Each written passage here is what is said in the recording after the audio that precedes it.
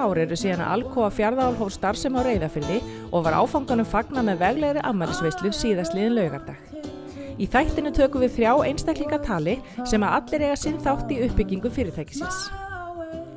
Smári Geirsson var einn þeirra sem barðist lengi fyrir tilkomu álversins gegnum sitt starf, en á þessum tíma var hann sveitarstjórnarmaður, auk þess að gegna embætti formanns sambands sveitarfélaga á Austurlandi.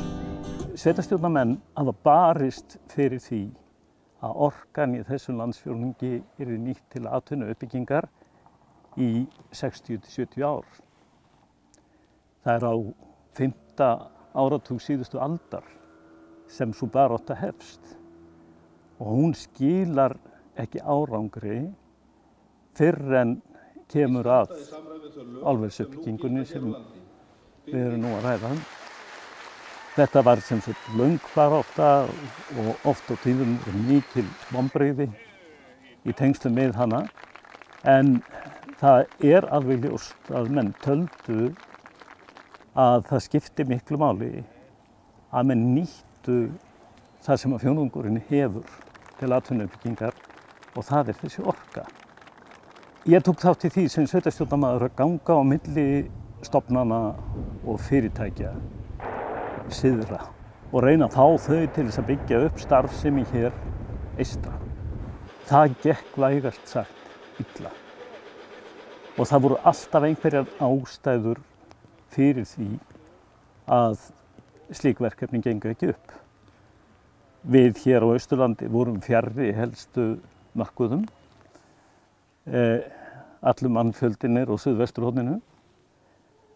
Nú flutningar voru dýrir, kostnaðarsamir, erfiðir. Nettenging var nú eitt af því sem skipti orðið þarna verulegu máli.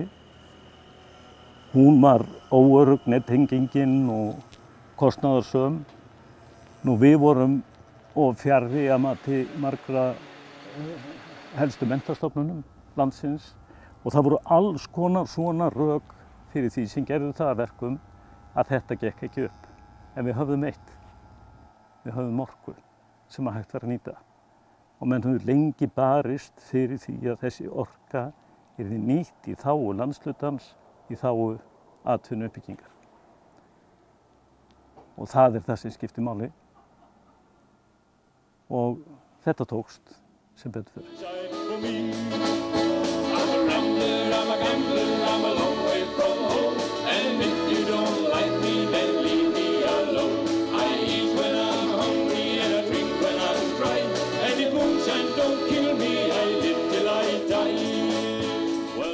Hverju hefur koma álversins breytt fyrir samfélagið?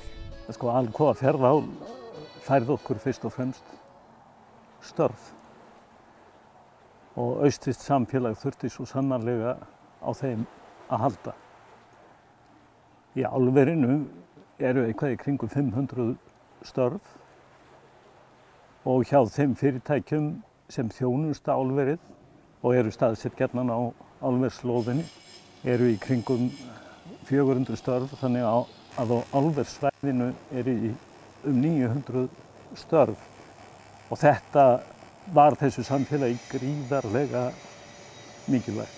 Við höfðum upplifað hér fyrir tilkomu álversins samdrátt nánast ár frá ári og þegar við börðumst fyrir álverinu þá var það nokkuð sýnt að það yrði mikill samdráttur í sjávarútvegi. Fækkun starfa þar var fyrirsjáanleg og það reyndist á rök og reist vegna þess að það kom í ljós að hér var frystihúsum lokað og rækjuverksmiðju lokað og fiskimjölsverksmiðju lokað og skipum fækkaði og þar fyrir utan hafði tæknivæðingin í sjávarútvegi þau áhrif að störfum fækkaði mikið. Og ég eiginlega að hugsa það með hálfgerðri skelfingu. Hvað hefði gerst í sjávarbyggðunum hér eystra ef Alcoa Fjarðaál hefði ekki komið til? Tilkoma álversins breytti mörgu. Breytti meðal annars viðhorfi fólks til framtíðar búsetu og breytti viðhorfi ungs fólks varðandi það að setjast að hér eystra og við upplifðum það að fólk flutti hingað í ríkum mæli eftir að framkvæmdir við uppbygginguna hófust og þetta var mjög gjarnan ungt fólk sem kom hingað, fólk sem hafði menntað sig og þetta þýddi það að menntunarstig íbúanna fór upp og þetta hefur að sjálfsögðu samfélagsleg áhrif. Nú, þetta kom hreyfingu á ýmislegt, þjónusta jókst í samfélaginu, aldursamsetning íbúanna breyttist, þannig að aldurstríð var miklu eðlilegra og æskilegra heldur en að hafði verið. Framkvæmdir hófust, byggingarframkvæmdir til dæmis sem höfðu verið mjög litlar og hverfandi áratugum saman jafnvel.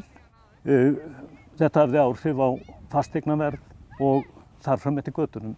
Þannig að áhrifin eru svo margvísleg og þegar upp staðið þá hafði tilkoma álversins það í för með sér að atvinnulífið varð fjölbreyttara en það hafði verið.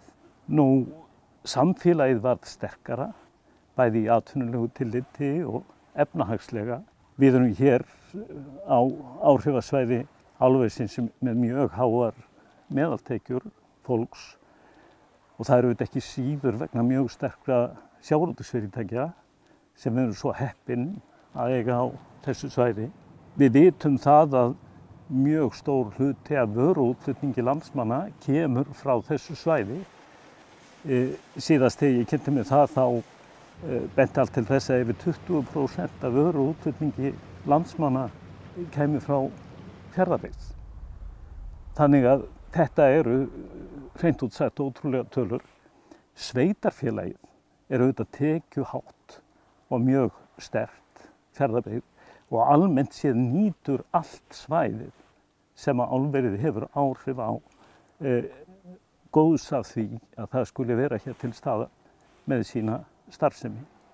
Smári er einnig sáttur með hvernig fyrirtækið hefur komið inn í austfirskt samfélag.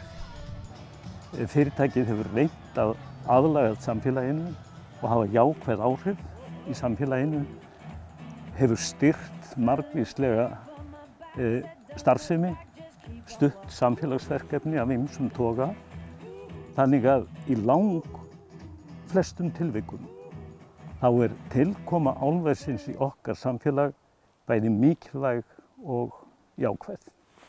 En hljóti ekki að vera einhverju ókostir? Þegar að þetta fyrirtæki kemur inn á svæðið og þetta er vaktavinnufyrirtæki vegna þess að álverið gengur allan sólarhringinn, alla daga ársins, að tiltölulega stór hluti íbúanna vinnur vaktavinn.